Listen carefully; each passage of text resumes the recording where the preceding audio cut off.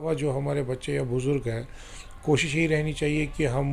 बाहर ज़्यादा उनको ना जाने दें अनटिल अनलेस बहुत ज़्यादा ज़रूरी हो। इसके अलावा अगर बाहर जाएँ तो प्रॉपर क्लोथिंग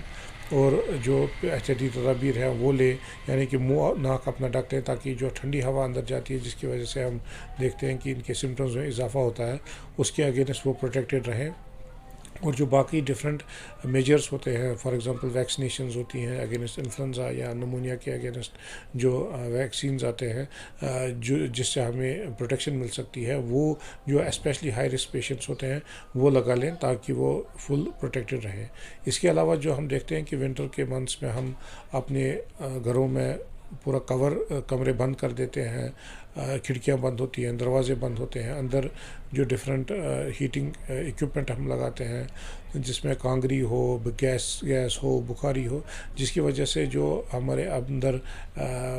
एबनॉक्शियस गैसेस वगैरह जमा हो जाते हैं कमरों में। और सेकंड जो इन्फेक्टिव ऑर्गेनिजम्स होते हैं वो जो अंदर जमा हो जाते हैं कमरे में, क्योंकि हमारी वेंटिलेशन जो है वो पुअर होती है, जिसकी वजह से हम देखते हैं कि इन्फेक्शंस की इंसिडेंस जो है वो ज़्यादा हो जाती है। इस वजह से मैं ये एडवाइस दूंगा कि अगर अंदर कमरे हो, नो डाउट वहाँ अंदर टेम्परेचर मेंटेन हो, लेकिन प्रॉपर वेंटिलेशन हो ताकि ये जरासीम या डिफरेंट जो गैसेस हैं वो बाहर आ जाए और जिसकी वजह से वो फैमिली जो है वो प्रोटेक्टेड रहे। इसके अलावा जो भी अगर कोई इन्फेक्शन में मतलब पेशेंट होता है या कोई एक फैमिली मेम्बर इन्वॉल्व होता है तो उसको हमें आइसोलेट करना चाहिए, क्योंकि हम देखते हैं कि विंटर मंथ्स में हम सब फैमिली मेम्बर्स जो है वो कोशिश यही रहती है कि एक ही कमरे में रहें जो ड्यू टू कोल्ड वेदर। तो अगर एक में इन्फेक्शन होता है तो वो फिर पूरे फैमिली में स्प्रेड हो जाता है। तो इस वजह से अगर कोई भी सिम्टोमेटिक है,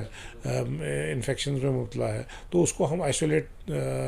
करें ताकि वो इन्फेक्शन जो है बाकी फैमिली मेम्बर्स में ना स्प्रेड हो। तो पोल्यूशन लेवल बढ़ती है तो हमारे जो पार्टिकुलेट मैटर होता है जो एटमॉस्फेयर जो आता है वो सस्पेंडेड रहता है। और जब हम इस टाइम देख रहे हैं कि जब फॉग आ गई है, फॉग तो हालांकि उतनी हार्मफुल नहीं होती है, लेकिन जो ये पार्टिकुलेट मैटर जो नॉर्मली हम देखते हैं एटमॉस्फेयर में होता है वो सस्पेंड होता है नीचे, लेकिन जब फॉग आ जाती है तो ये फॉग और ये पार्टिकुलेट मैटर और डिफरेंट गैसेस जो है ये स्मॉग बना लेते हैं, ताकि ये जिसकी वजह से ये पार्टिकुलेट मैटर जो है ये एटमॉस्फेयर में सस्पेंडेड रहता है। और जब ये सस्पेंडेड रहता है तो हम ये इनहेल करते हैं, तो जिसकी वजह से हम देखते हैं कि जो